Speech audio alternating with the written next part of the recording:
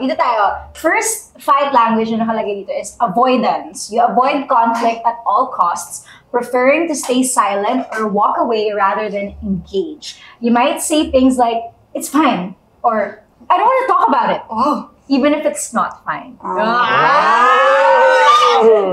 ready! Okay. So, tayong dalawa yun. Yung mga sinasabi ng mga tao. Na mga ano? Ng mga ano? Ano? Ng mga ano? Sabihin mo na! Ay, mga nandyan na side. Ano? Bakit? Tumihimik ka. Wala. Natawad. Yan yung sagot lagi po yun, no? Tiklop tayo. Tiklop tayo eh. Eh, di magawa kayo ng effort kung gusto nyo magpag-ayun. Alam mo, ganito yan. Kung alam niyo naman ba, di ba nagsabi yung partner niya na, it's fine, it's fine. Kung alam niyo naman pala na hindi okay, ba't ba kayo nagtatanong? Di ba? Ba't ko pa sinasabi na it's fine? Hindi naman pala. Alam mo, Hindi. Nari ganun. okay, may fine kasi. Oh. Pero bakit kami hindi fine? Dahil yun sa inyo. Alam din namin, pero bakit? Ano ba ginawa natin? O, eh, di may sabihin, hindi kayo self-aware. Mag-mature naman kayo. Ayaw niya ng conflict. Ano, silent type siya. Silent pa siya dyan. Ayaw niya talaga. Ayaw niya talaga. Pero sige, serious na. Meron ba kayo mga tao sa life ninyo na masasabi ninyong medyo ganito sila? Kapag may conflict, parang talagang ina-avoid nila instead of pag-usapan? Ganyan ako to some people. Ako din. Siguro ako pag na masasabi ko na ganyan ako kapag hindi masyado importante yung tao sa akin. Na parang pag may ginawa sila mali sa akin, na kahit nakakainis, parang hindi naman worth it para pansinin pa yung mali na yun. Like, unang-una, sino ka ba para awayin kita? Ganyan. Like, hindi na worth it ng oras ko kung aawayin pa kita kasi hindi ka naman importante sa akin. Or sa mga, alam mo yung mga, di natin may iwasan trabaho natin, yung medyo may kainitan sa set. Medyo may pitik ng konti, kunwari kahit sa prod na gano'n, medyo na ano sa'yo, may nagawa ka, gano'n. Wala, di ka na kailangan ano yun. Next, explosive. You express your feelings loudly, often through yelling, anger, or heightened emotions. You feel the need to release your emotions immediately but may say things you don't mean. Ako, may ganito ako. Ako din, meron din akong ganyan. Sa anong paraan? Like in a relationship or with friends or paano ba?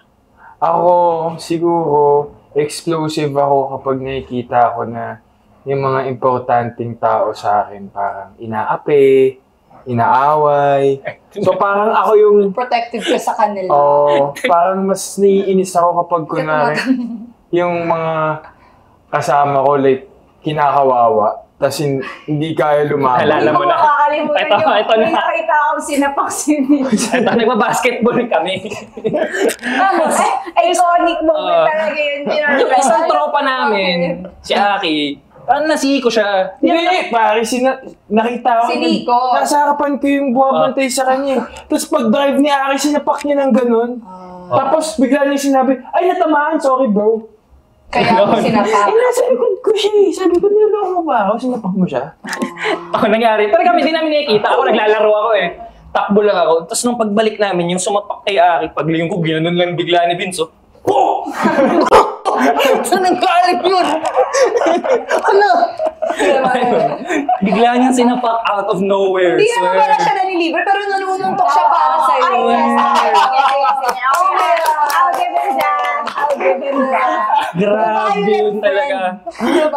At At magmula nun, di na kami nakabalik sa lugar. hindi na ako sa court na yun. Hindi na kami nakapaglaro doon ever. Alam mo yun nga yung last time. Hindi, pero ito, huwag niyo itong gawin. Kasi traumatic tong yung mga ganito makipag-away, lalo na yung traumatic relationship. Tapos yung sinisigawan ka, yung nagtatantrums or like nagbabasag ng mga stuff, di ba? Like, traumatic ka yung mga... Okay, next. Dito tayo sa problem solver. You approach conflict with logic and a desire to fix the problem right away. You focus on solutions rather than emotions, which can make others feel unheard. Ay, ganyan. So it can be good and bad. Oo. Paano Bakit nagiging ba? bad? Parang, Kasi- naintindihan ko dito kasi you focus on solutions rather than emotions. Parang, paminsan kasi, kailangan mo lang makinig. Oo, para Oo. ma-validate yung emotion ng Parang, isang tao. kunyari, nag-rant yung taong ganito na ganito yung nararamdaman niya. Di ba naman kailangan i-solve yun eh. Parang alam naman niya na mali yun. Alam niya na paano i-solve yung problema niya. Is that gusto nila ikwento sa'yo kung ano yung nararamdaman niya at that point. At kailangan damayan mo lang siya. Pero what if yung partner mo ganito? Problem solver, anong gagawin mo kung gusto mo gusto mo Wala, kailangan mo i-communicate din na pwede tumahimik ka muna. Like, pwede makinig ka muna. Ganun. Kasi, syempre, yung problem solver mo na partner, maganda lang din naman yung intention niya. Gusto niya lang din naman na parang masolve. communication. Pero, hindi niya kasi alam eh. Na, kasi, sa kanya, pwedeng ganun siya pinalaki or ganun talaga Ayun. siya as a person. So, wala siyang alam na ibang way. Parang, alam mo yung, siguro may gets, parang yung kausap mo yung nanay mo, Ma, bumagsak ako sa test, sobrang bad trip. Bakit ka kasi bumagsak? Di ka ba nag-study? Dapat kasi mag-study ka. Wala yung tipong, okay ka lang. Ano yung mga ganun ba? Next naman, passive-aggressive. You avoid direct confrontation but express your displeasure indirectly, like through sarcasm, cold behavior, or subtle jabs. You might leave others guessing about what's really bothering you. Nakakabwisit yung mga May No, ganyan minsan ako. ganito din ako. May ganyan Pero din nakakainis ako siya. eh. Nakakainis siya pag ikaw yung on the receiving end. Emotional withdrawer. Drawer. You shut down emotionally, retreating into silence or isolation when conflict arises. You might need space to process your feelings before you can address the issue. Baka ganyan pala yung ginawa. Ako, ganyan ako. Ako din ako. Pag emotional ako, nag-withdraw ako. Nag-withdraw mo bibili ng mga bagay-bagay. Yun ako. Emotional withdrawer. Okay ka na, okay ka na. Thank you. Okay, yun na. Ganyan ako. Emotional withdrawer. Hindi, yung ito talaga. Ayan. Oo. At talagang total shutdown talaga ako pag may away. Like, bahala ka na. Tahimik na. Pero kailan mo din decide na it's time to talk about the issue? Kung kinabukasan na siguro or like, kailangan ko nang harapin. Minsan, takot lang akong harapin yung responsibility. Ano lang siya sa akin, toxic behavior. Next, peacemaker. You try to diffuse the tension by prioritizing the relationship over the issue, often at the expense of your own feelings. You might apologize even when you're not at fault to avoid prolonging the argument. Parang Ganyan din ako. Oh my God! Pero, Dumaan din ako. sorry! Dumaan din ako dyan. Same tayong lahat. Kahit hindi natin kasalanan. Ako dun sa ex ko na nanakit. Yan, dyan, Nagsusorry. yan yung pag kunwari kahit hindi ko na Sinampal ka, sorry. Ganon. Oo, kahit sinapak niya na ako, pwede mag-sorry. Ako rin sa ex ko. Ngayon last, ito yung confrontational. Confrontational, You yes. face conflict head-on, insisting on direct communication. You may be assertive, but this can come across as aggressive or domineering if not balanced. May kilala akong ganyan. Rail, shoutout sa'yo. Ganyan si Rail eh. Shoutout ko na talaga eh. Pero kasi, sensitive kasi si Rail eh. Ano siya, di ba? Sensitive siya sa emotions ng tao. So pag na-feel niya na parang medyo off kayo, hihilahin niya talaga sa gilid. Brad, musta?